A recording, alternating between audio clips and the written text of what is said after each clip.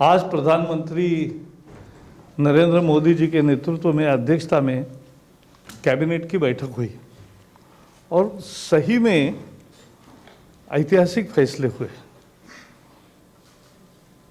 एक टेलीकॉम का है, एक लेबर का है, लेकिन देश में 1 करोड़ नए डाटा सेंटर्स खोलने का एक बहुत बड़ी योजना तैयार की है, जिसकी जानकारी रविशंकर जी देंगे। लक्षद्वीप पे और 11 जो वहाँ द्वीप है उसमें ब्रॉडबैंड कनेक्टिविटी केबल द्वारा मिलने की, जैसे अंडमान में मिली है वैसे मिलने की एक योजना का निर्णय हुआ है। और अरुणाचल के सुदूर इलाके जहाँ टेलीफोन की, मोबाइल की कोई भी सुविधा नहीं थी, वहाँ 4G की सुविधा देने का निर्णय हुए है। और एक आत्मनिर्भर रोजगार योजना, वो आत्मनिर्भर रोजगार योजना के जिससे लाखों लोगों को रोजगार मिलेगा, ऐसे कर्मचारियों को और मालिकों को बहुत बड़ी सहायता देने का निर्णय ये केंद्र सरकार ने किया है। तो ये चारों फैसले महत्वपूर्ण है और ये मजदूरों का जो विषय है वो गंगवाल जी रखेंगे।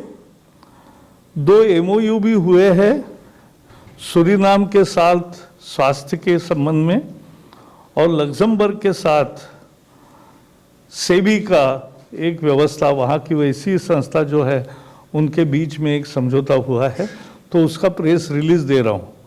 मित्रों, आज के निर्णय हम बताएं, इसकी एक छोटी सी पृष्ठभूमि बैकग्राउंड बताना बहुत जरूरी है। जब से प्रधानमंत्री नरेंद्र मोदी जी की अगुवाई में सरकार बनी है, उनका एक विजन है देश के डिजिटल एम्पावरमेंट का, देश को डिजिटली मजबूत करना।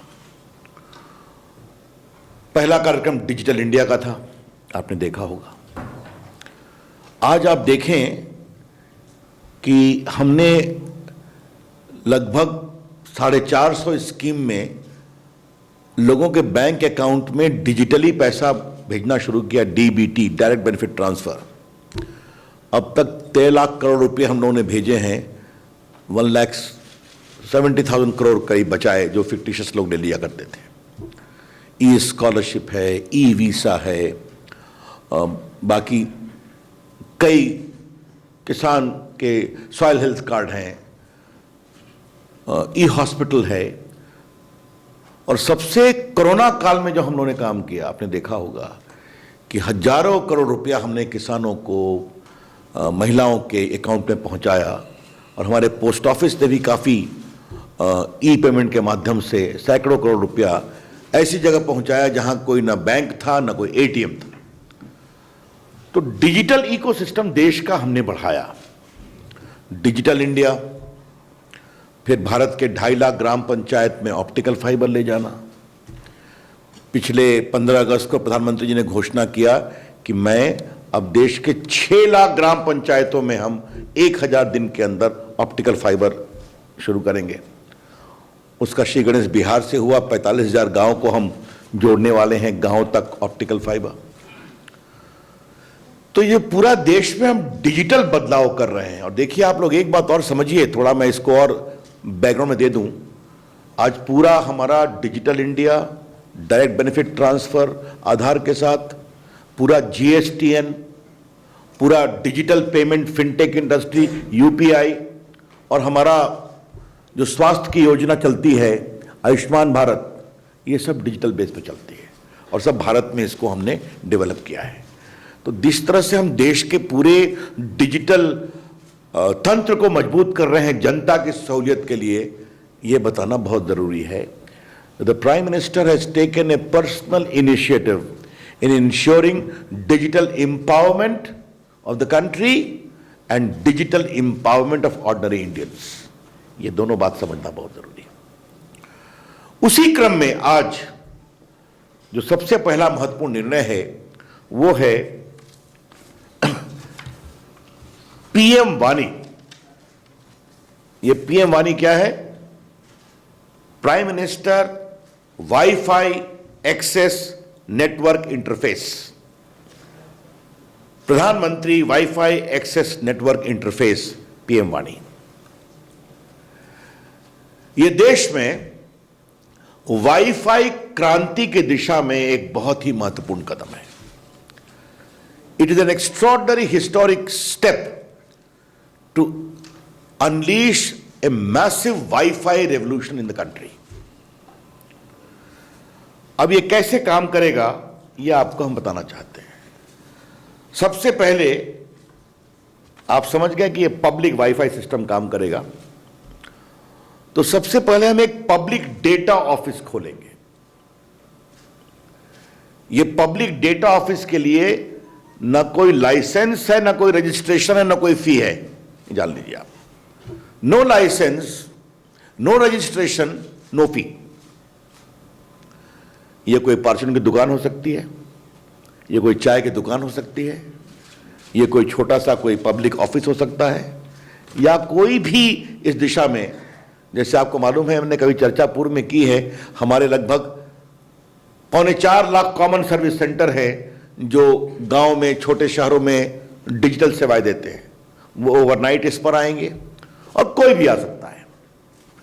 तो ये जो हमारे पब्लिक डेटा ऑफिस हैं, जिसको कहेंगे पीडीओ, ये स्वयं भी इंटरनेट सर्विस प्रोवाइडर से या बाकी से ले सकते हैं इंटरनेट की सुविधा। और एक दूसरा है पब्लिक डेटा एग्रीगेटर।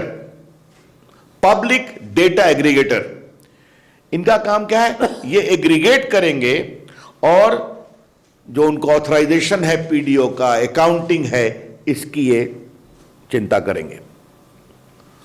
तो पहला हुआ पीडीओ, पब्लिक डेटा ऑफिस, दूसरा है पब्लिक डेटा ऑफिस एग्रीगेटर, और तीसरा है ऐप प्रोवाइडर। ऐप प्रोवाइडर का काम क्या है कि आपको मालूम है कि भारत ऐप इकोनॉमी में दुनिया की नंबर 1 इकोनॉमी है। तो आप एक ऐप को डाउनलोड करिए जो अवेलेबल रहेगा ऐप स्टोर पे, उसका आपका ऑटोमेटिक डिजिटल ऑथेंटिकेशन होगा, और इसको हम ऐप स्टोर के अलावा अपने वेबसाइट पर भी रखेंगे, अखबार में विज्ञापन भी देंगे, इसका लिंकेज भी बताएंगे। तो एक बार आपके पास हो गया तो आप भारत में कहीं भी किसी ऐप स्टोर से, किसी पीडीओ से आप सीधा वाईफाई प्राप्त कर सकते हैं। और आपको वाईफाई का मतलब तो समझते ही हैं, उसके लिए वहां कोई मोबाइल की आवश्यकता नहीं है, कोई फिक्स लाइन की आवश्यकता नहीं है, सिर्फ वो लिंकेज होना चाहिए। आपको मालूम है भारत में लगभग 120 करोड़ मोबाइल फोन हैं, जिसमें लगभग 60 करोड़ स्मार्टफोन हैं। ये तो आपको मालूम ही है। तो जैसा प्रकाश जी ने बताया कि देश में, वो इन्होंने एक संख्या बताई है, मैं कोई टिप्पणी नहीं करूं, संख्या उससे आगे बढ़ सकती है। कि जिस तरह से याद होगा हमारे वरिष्ठ पत्रकारों को, एक समय जो पब्लिक कॉलिंग बूथ का सिस्टम आया था, उससे बड़ी क्रांति होगी कि गांव-गांव में वाईफाई अवेलेबल होगा। लाखों की संख्या में, करोड़ों की संख्या में लोग उसका उपयोग करेंगे, मोबाइल सब कुछ उपलब्ध रहेगा। तो यह एक बहुत बड़ी क्रांति है। पब्लिक डाटा ऑफिस के लिए low licence, no registration, no fee, और पब्लिक डेटा एग्रीगेटर और ऐप प्रोवाइडर के लिए 7 दिन के अंदर हम उनको रजिस्ट्रेशन देंगे। लाइसेंस कुछ नहीं है, रजिस्ट्रेशन देंगे, और अगर 7 दिन के अंदर रजिस्ट्रेशन नहीं हुआ तो डीम्ड रजिस्ट्रेशन अलाउ कर देंगे। तो आप देख रहे हैं कि देश में हम इसको कितना लिबरलाइज कर रहे हैं, इस पूरी क्रांति को। ये आपको हम बताना चाहते हैं। अब इसके क्या क्या फायदे होंगे, इससे क्या क्रांति होगी, मैं आपको कुछ चीजें बताना चाहता हूं। यह युग सूचना का है, सूचना क्रांति है। This is the age of information, information is power. एक बार प्रकाश जी हम लोग बात कर रहे थे कि कोरोना में सड़क बंद, जहाज बंद, रेल बंद, लेकिन कम्युनिकेशन पूरा चल रहा था। मोबाइल है, आईटी है, इंटरनेट है, टेलीफोन है, वीडियो कॉन्फ्रेंसिंग है। तो ये एक देश में, और हमने पूरे को लिबरलाइज कर दिया। वर्क फ्रॉम होम को आपको मालूम ही है, you can now work from anywhere, not only from home. तो भारत का पूरा आईटी सिस्टम चलता रहा। तो आज देश की आईटी भूख बहुत ज्यादा है। गांव गांव में बच्चे इससे किताब डाउनलोड कर लेंगे अपने गांव में, जिनको उस किताब नहीं है तो वाईफाई फास्ट डाउनलोड अलाउ करता है। आज किताबें डिजिटली उपलब्ध हैं तो उसको पढ़ सकेंगे। स्किलिंग का काम शुरू होगा, बिजनेस का काम शुरू होगा, ये पूरे पब्लिक वाईफाई की अवेलेबिलिटी से देश भर में। तो ये पीएम वाणी, हमने टीआरआई से भी इनकी अनुशंसा थी, बाकी थी, तो ये बहुत ही यशस्वी काम आज हुआ है। मैं पत्रकार मित्रों से यही कहूंगा कि ये डिजिटल बदलाव का एक बहुत बड़ा उपकरण बनने वाला है। PM Wani platform is going to be a very powerful transformative digital platform to empower ordinary Indians। ये मैं आपसे बोलना चाहता हूं। और खास करके मैं सुदूर इलाकों में डिजिटल एजुकेशन की बहुत बड़ी संभावना इसमें देखता हूं। मित्रों, एक दूसरा है जो चर्चा प्रकाश जी ने की कि नरेंद्र मोदी जी भारत के दूर दराज के जो हमारे द्वीप हैं, आइलैंड्स हैं, वो समृद्ध बने, वहां संचार बढ़े, इसकी बहुत उनकी चिंता होती है। आपने देखा होगा कि लगभग 1500 किलोमीटर हम चेन्नई से अंडमान अंडरग्राउंड सबमरीन ले गए, समय के समय पूरा कर दिया। प्रधानमंत्री ने उसको उद्घाटन भी कर दिया, आज वो काम चल रहा है। उसी प्रकार से लक्षद्वीप पे जो जितने 11 आइलैंड्स हैं, मेन तो उनका कवराती है, इसके अलावा मैं नाम पढ़ दूं क्योंकि लक्षद्वीप के लोग इसकी बहुत प्रतीक्षा कर रहे हैं और दूरदर्शन से मैं आग्रह करूंगा कि इसको जरूर दिखाएं कम से कम वहां पर। ये 11 आइलैंड हैं, कवराती, कल्पेनी, अगाती, अमीनी, अंद्रौथ, मिनिकॉय, बंगाराम, बित्रा, चेलाट, किल्तन एंड कदमत। आपको प्रेस रिलीज में मिलेगा। लक्षद्वीप में टूरिज्म की असीम संभावना है। मैं लक्षद्वीप हम लोग गए हैं, शायद प्रकाश जी आपका जाना, मतलब उसका जो ब्लू वाटर है, it is comparable to the best in the world, और बड़े शांत लोग हैं। तो वहां कनेक्टिविटी की बात हमेशा आती थी, तो आज ये हमने प्रस्तावित किया है। 1000 दिन में इसको पूरा करेंगे और इसमें बिल्कुल सेफ, सिक्योर, बीएसएनएल के द्वारा जैसे वहां उसको इंप्लीमेंट किया था, यहां भी इंप्लीमेंट करेंगे। तो ये भी, इसकी कुल राशि 1072 करोड़ की है, ये आपको हम बताना चाहते हैं, और बाकी सब कुछ इस पे लिखा हुआ है। और तीसरा जो हम लोगों ने एक बड़ा निर्णय किया है, जो प्रकाश जी ने आरंभिक टिप्पणियां की, कि हमारे प्रधानमंत्री जी हमेशा ये आग्रह करते हैं, निर्देश रहता है कि नॉर्थ ईस्ट की चिंता होनी चाहिए।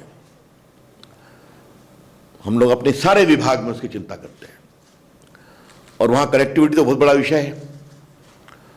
तो 4G का काम बाकी सब जगह चल रहा है, कई जगह पूरा हो गया है, आसाम में, बाकी जगह पर 2 जगह बचे हुए थे, एक अरुणाचल प्रदेश और दूसरा हमारे 2 जिले कार्बी अंगलोंग और दीमा हसाओ आसाम के।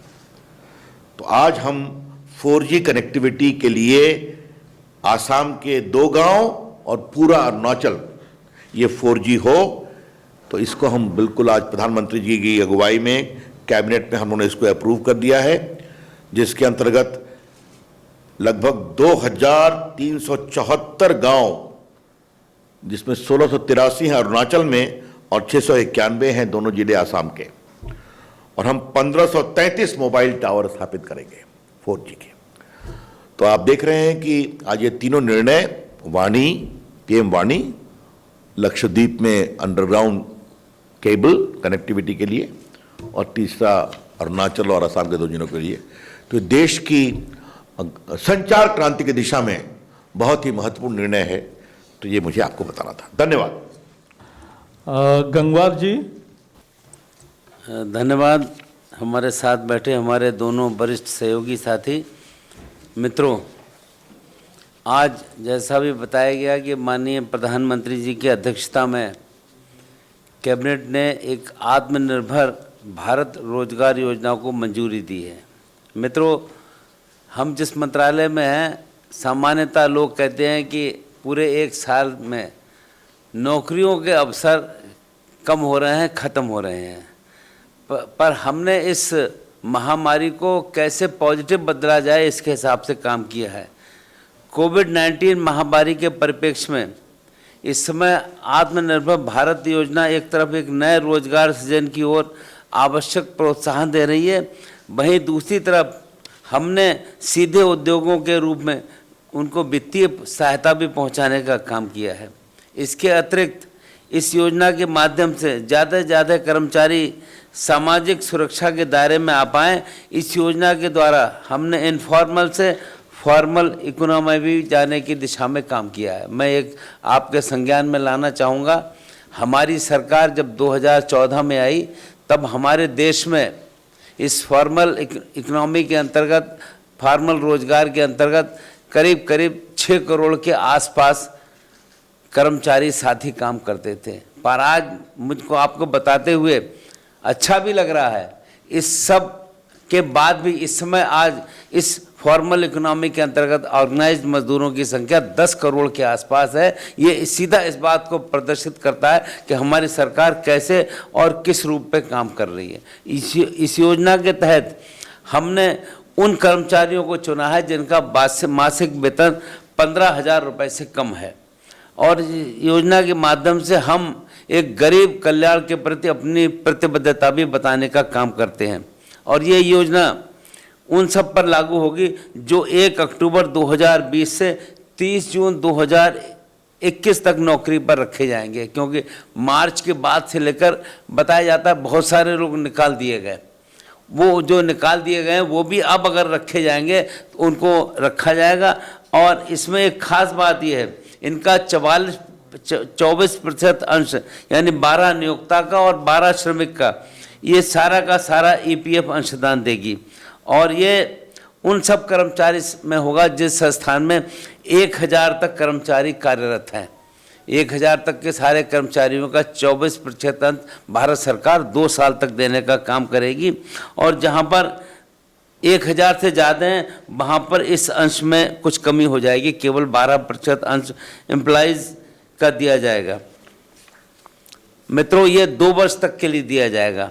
सरकार कोविड के दौरान जिन लोगों की नौकरियां छूटी हैं उनके प्रति बहुत ही संवेदनशील है, और हमारा मानना है कि जिनकी नौकरी छूट गई है उन सबको हम पुनः नौकरी पर देने की बात कर रहे हैं, और नौकरी के लिए कोई उन्हें समस्या ना आए, क्योंकि हमारे पास लोग आते हैं और जब हम उनसे कहते हैं तो समझ में आता है।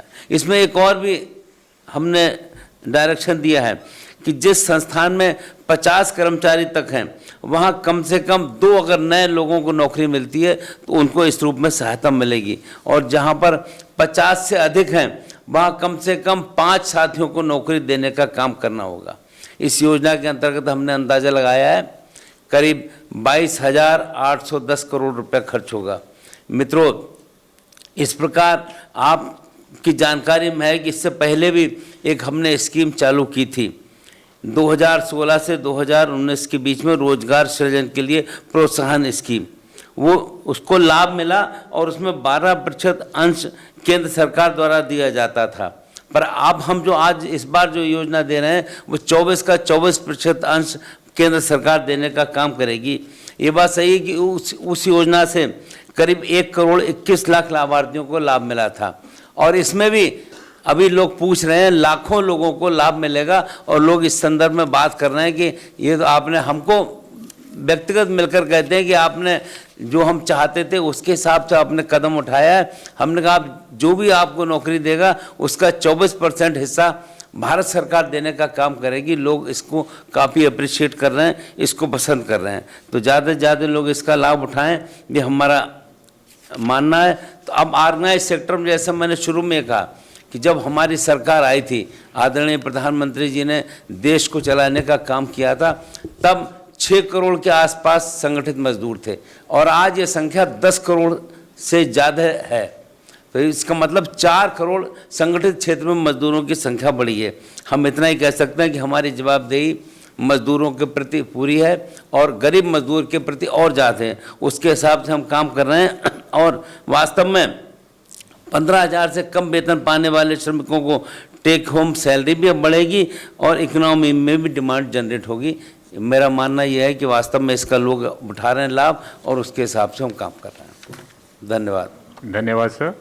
Friends, now the floor is open for questions, and 9. Yeah, please use that placard. Sir नमस्कार, शिशिर हिंदू बिजनेस लाइन से। सर ये जो नई योजना है इसमें कितने लोग आप उम्मीद करें, चूंकि रकम आपकी 22,000 करोड़ रुपए से ज़्यादा की है, तो कितने लोगों को रोजगार इस योजना के तहत मिल पाएगी, इसकी कोई संख्या तय हुई है? ना, हमारा मानना है कि हम अभी जो की शुरुआत की है, पर इसकी फिगर लाखों में अधिक ही आएगी। अभी हम इसको कैलकुलेट कर रहे हैं, तो मैं एग्जैक्ट फिगर तो इस समय नहीं बता सकता हूं, पर जैसे हमने पिछली योजना जो केवल 12% की थी, उसमें 1 करोड़ से अधिक लोगों ने लाभ उठाया, जो हमने इससे पहले प्रधानमंत्री जी के निर्देश पर चालू की थी, और जबकि उसमें केवल 12% का रिलीफ दिया गया था, और अब हम 24% का दे रहे हैं। तो हमारा मानना है कि उसमें 1.25 करोड़ से अधिक लोगों ने लाभ उठाया है। ये योजना अभी चलेगी अगले 3 महीने और, तो तभी हम इसके बाद में इसकी पूरी विस्तृत जानकारी दे पाएंगे, पर हमारा मानना है कि इसका ज़्यादा से ज़्यादा साथी लाभ उठाएंगे। Number 6. ये जब से कोविड आया या उससे पहले से क्या सरकार के पास कोई ऐसा डेटा है कि अभी तक कितने लोगों ने रजिस्टर्ड किया है जिनका रोजगार नहीं है, मतलब जो नौकरी चाहते हैं? और क्या ये भी डेटा आपके पास है कि सर पिछले 5-6 साल में जब से मोदी सरकार आई है कितने लोगों को रोजगार दिया गया जो आपके यहाँ रजिस्टर्ड थे, और कोविड में कितने लोगों का रोजगार गया और कितनों को रोजगार मिला? ऐसा कोई डेटा आपके पास? जिनका रोजगार गया सामान्यतः मुँह जुबानी कहते हैं, ऐसी कोई वैसी फिगर नहीं है, पर जैसा मैंने एक फिगर बताई कि जब हमारी सरकार आई थी तब संगठित मजदूरों की संख्या 6 करोड़ के आसपास थी, और आज यह संख्या 10 करोड़ प्लस है। तो अंदाज़ा आप लगा सकते हैं कि क्योंकि असंगठित मजदूर तो इसके आगे हैं, 40 करोड़ हमारा मानना है और 10 करोड़ ये। हम प्रधानमंत्री की रुचि है कि सबको साथ में लेकर काम किया जाए। हम 40 करोड़ की भी चिंता कर रहे हैं इसके हिसाब से। देखिए, आपने कोविड की बात की तो मैं एक विषय आपके संज्ञान में डालना चाहता हूं।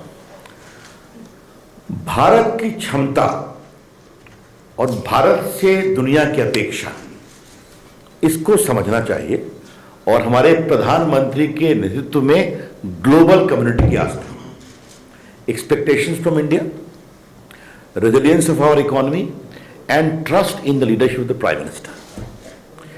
क्योंकि आपने बात कही इसलिए मैं बता रहा हूं, इसी अप्रैल में कोरोना के समय हमने यहीं से एक स्कीम अनाउंस की थी, PLI scheme, production link incentive, याद होगा, प्रकाश जी भी थे, जिसके अंतर्गत हम भारत में दुनिया की बड़ी कंपनियों को मोबाइल बनाने के लिए इंसेंटिव दे रहे हैं। प्रोडक्शन लिंक बनाओ, एक्सपोर्ट करो। हमने अप्रैल में लॉन्च किया, 31 जुलाई लास्ट डेट थी, और आपको जानकर खुशी होगी दुनिया की सारी टॉप कंपनी आ गई और उन्होंने वादा किया आने वाले 5 साल में हम 10 लाख करोड़ का मोबाइल कंपोनेंट बनाएंगे, 7 लाख करोड़ का एक्सपोर्ट करेंगे और 9 लाख लोगों को डायरेक्ट नौकरी देंगे, और 2 फैक्ट्रियां शुरू भी हो गई कर्नाटका में। तो ये लगभग 15-18 लोगों को नौकरी भी मिल गई। तो ये भारत की संभावनाओं के बारे में विचार करना चाहिए। हम अवसर दे रहे हैं और दुनिया को लगता है कि भारत वो एक केंद्र है। Number 10. सर, मेरा सवाल गंगवार जी से है। मैं एक पत्रकारों की संस्था से भी जुड़ा हुआ हूँ। इस कोरोना काल में बहुत सारे पत्रकारों की भी नौकरी गई है जो छोटे अखबार चलाते हैं या छोटे चैनल में हैं। क्या उनके लिए भी सरकार कुछ सोच रही है? ना, आप हमें मिलिए, हम जो सहयोग कर सकते हैं वो करेंगे, और ये ऐसे बहुत से साथी मिलते रहते हैं, और हमें लगता ही है कि उनको अच्छा इसका एक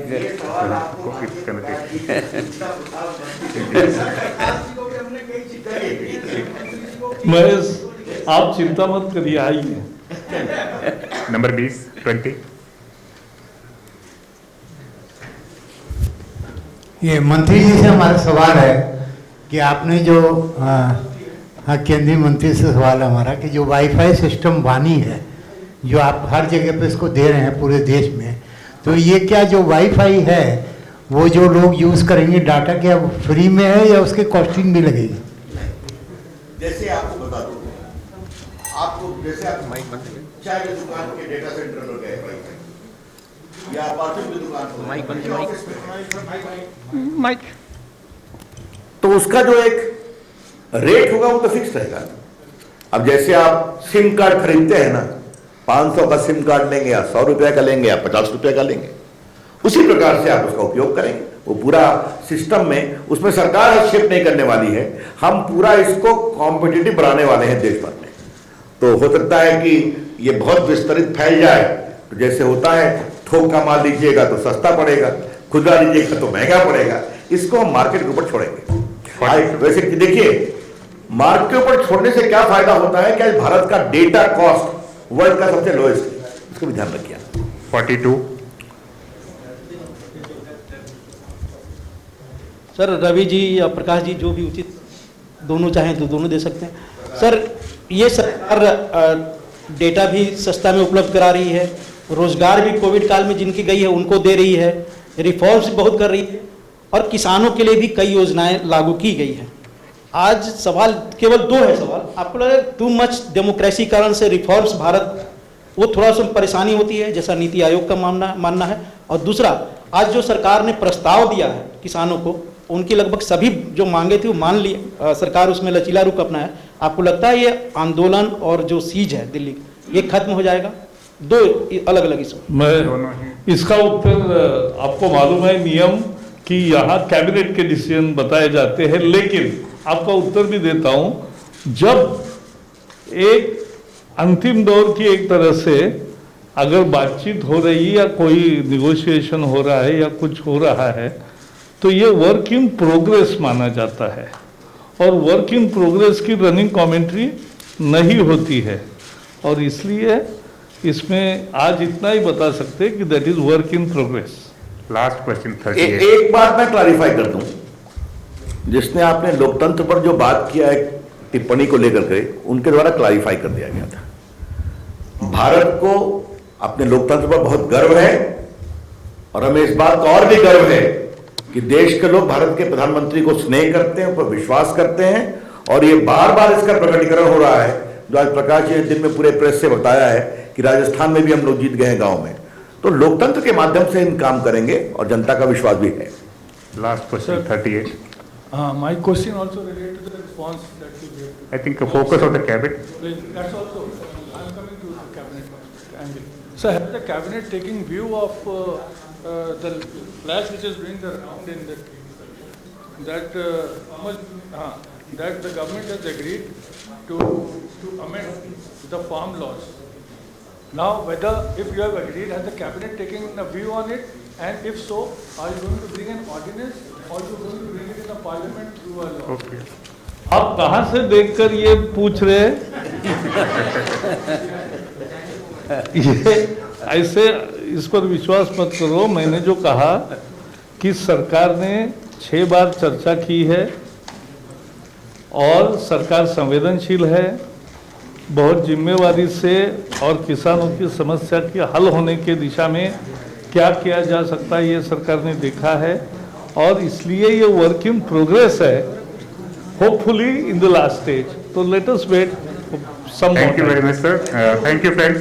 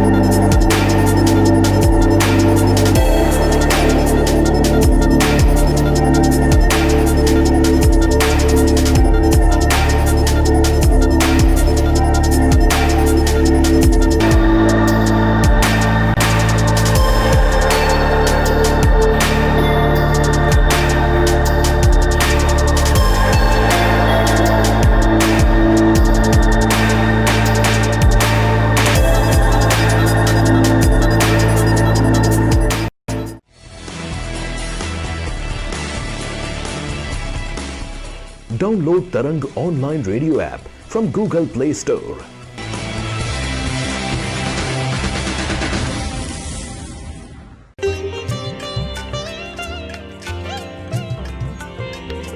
You are listening to Tarang Devotional Online Radio.